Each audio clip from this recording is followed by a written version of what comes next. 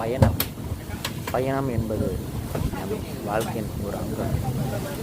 ஒவ்வொரு மனிதனும் தவிர்க்க முடியாத ஒன்று. அதாவது வாழ்க்கையில் ஒரு முறையாவது பயணம் மேற்கொள்ளும்.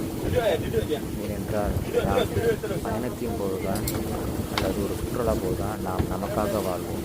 நமக்கு பிடித்த விஷயத்தை செய்வோம். நாம் உறுதியாகவும் மாறுவோம். முடிந்தவரை ஒவ்வொருத்தரும் உங்கள் வாழ்வில் பயணத்தை மேற்கொள்ளும்.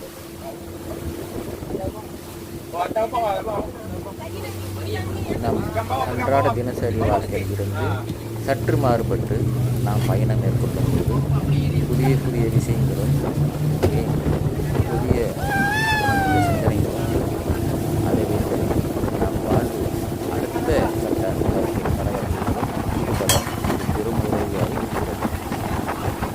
இன்றாத ஒரு நாள் நாம் போன பயணத்தில் நாம் திரும்பி பார்க்கும்போது அதிலிருந்து நாம் கற்றுக்கொள்ள வேண்டிய பாடங்கள் அதிகமாக இருக்கிறது.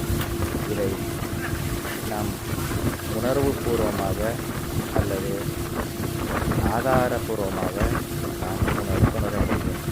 ஆகையால் பயணம் என்பது வெகு தூரம் இல்லை. நம் பிரச்சனையை நாம் கிட்ட வைத்து பார்க்கறதுனால தான் நமக்கு அது பெரிதாக தோணும்.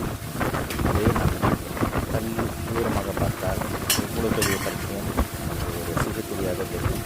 அதை நாம் மிக எளிதாக எடுத்து